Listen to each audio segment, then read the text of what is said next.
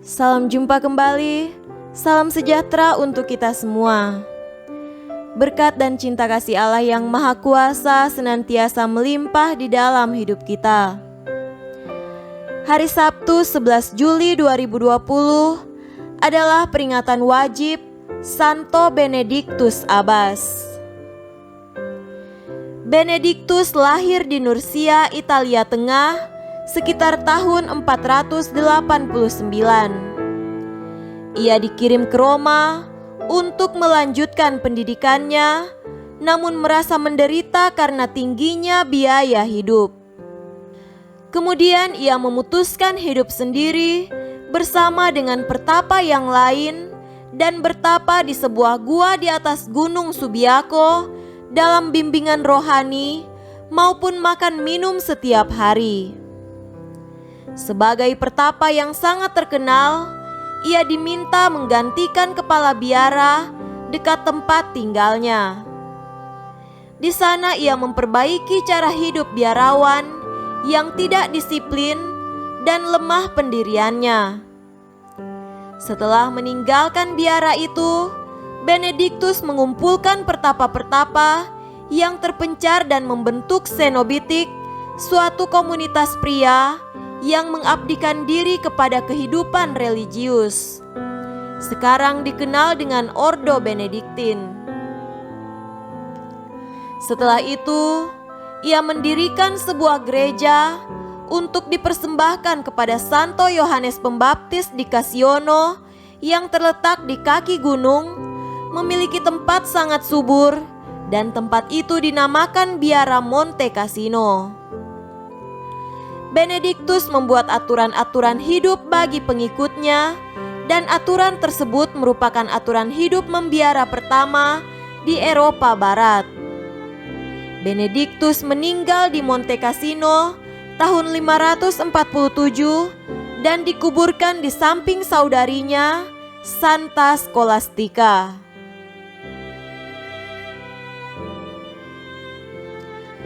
Marilah kita mendengarkan dan merenungkan bacaan-bacaan kitab suci.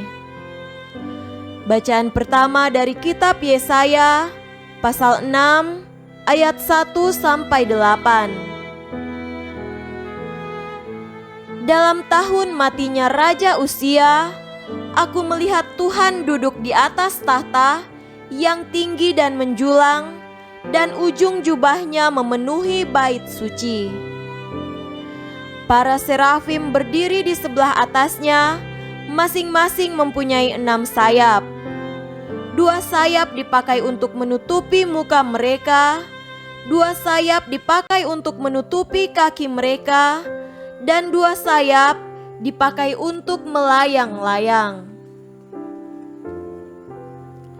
Dan mereka berseru seorang kepada seorang, katanya, "Kudus, kudus, kuduslah Tuhan semesta alam, seluruh bumi penuh kemuliaan-Nya." Maka bergoyanglah alas ambang pintu disebabkan suara orang yang berseru itu, dan rumah itu pun penuhlah dengan asap.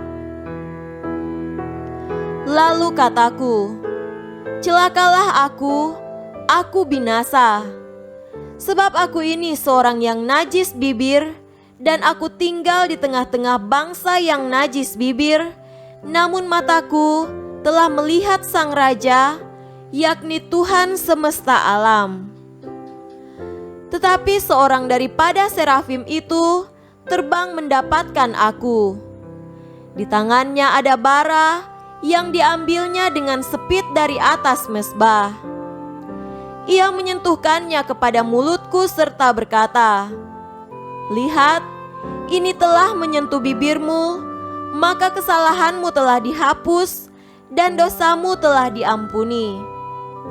Lalu aku mendengar suara Tuhan berkata, "Siapakah yang akan kuutus, dan siapakah yang mau pergi untuk aku?"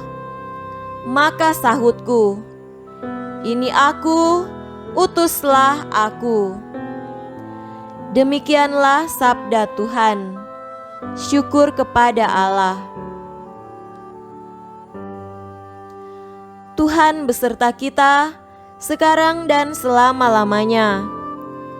Inilah Injil Yesus Kristus menurut Matius. Dimuliakanlah Tuhan. Injil Matius pasal 10 ayat 24 sampai 33. Seorang murid tidak lebih daripada gurunya, atau seorang hamba daripada tuannya. Cukuplah bagi seorang murid jika ia menjadi sama seperti gurunya, dan bagi seorang hamba jika ia menjadi sama seperti tuannya. Jika tuan rumah disebut Beelzebul, apalagi seisi rumahnya. Jadi janganlah kamu takut terhadap mereka, karena tidak ada sesuatu pun yang tertutup, yang tidak akan dibuka, dan tidak ada sesuatu pun yang tersembunyi, yang tidak akan diketahui. Apa yang kukatakan kepadamu dalam gelap, katakanlah itu dalam terang. Dan apa yang dibisikkan ke telingamu, beritakanlah itu dari atas atap rumah. Dan janganlah kamu takut kepada mereka yang dapat membunuh tubuh, tetapi yang tidak berkuasa membunuh jiwa. Takutlah terutama kepada Dia yang berkuasa membinasakan baik jiwa maupun tubuh di dalam neraka. Bukankah burung pipit dijual 2 ekor seduit? Namun seekor pun daripadanya tidak akan jatuh ke bumi di luar kehendak Bapamu. Dan kamu, rambut kepalamu pun terhitung semuanya. Sebab itu janganlah kamu takut, karena kamu lebih berharga daripada banyak burung pipit. Setiap orang yang mengakui aku di depan manusia, aku juga akan mengakuinya di depan Bapa-Ku yang di sorga. Tetapi barang siapa menyangkal aku di depan manusia, aku juga akan menyangkalnya di depan Bapa-Ku yang di sorga. Demikianlah Injil Tuhan. Terpujilah Kristus. Saudara-saudariku yang terkasih dalam Tuhan kita Yesus Kristus, tema renungan hari ini adalah setia hingga akhir. Ajaran gereja mengatakan bahwa murtad artinya menyangkal keseluruhan ajaran gereja, terutama menyangkut ketuhanan Yesus. Kisah orang-orang yang murtad sudah ada sejak awal sejarah kekristenan hingga pada masa modern ini. Barangkali kita harus ingat lagi sabda Yesus ini. Tetapi barang siapa menyangkal aku di depan manusia, dia akan kusangkal di hadapan Bapa-Ku yang di surga. Pertanyaannya, mengapa orang menjadi murtad? Ada yang memberi alasan karena kekristenan tidak masuk akal, tidak relevan, dan sulit. Ada juga yang mengatakan karena menikah dengan pasangan beda iman, ingin karir yang naik, atau pula karena alasan ekonomis. Benarkah demikian? Saudaraku terkasih, bacaan Injil menjawab bahwa penyangkalan terhadap Yesus terjadi karena ketakutan serta kekhawatiran.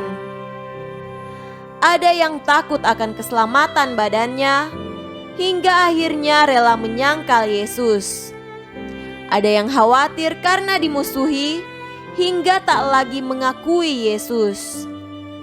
Ternyata menjadi takut dan khawatir bisa menjadi langkah awal untuk menyangkal Yesus.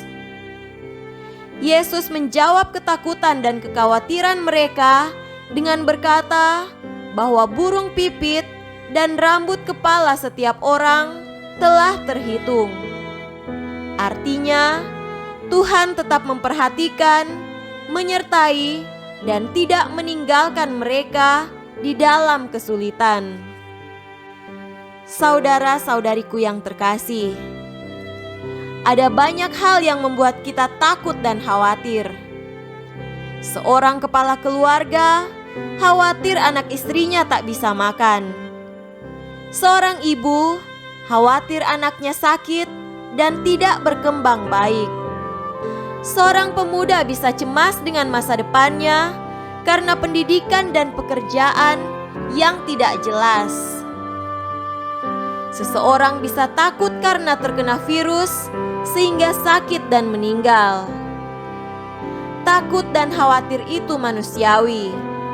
Namun, sebagai orang beriman, ketakutan dan kekhawatiran itu diiringi dengan iman kepada Yesus yang selalu menyertai kita. Ia berkata, "Sebab itu, janganlah kalian takut. Oleh karenanya, tetaplah berdoa, berserah dan berusaha sebaik mungkin. Hal ini membantu kita setia hingga akhir di dalam iman akan Kristus Yesus." Semoga demikian. Amin.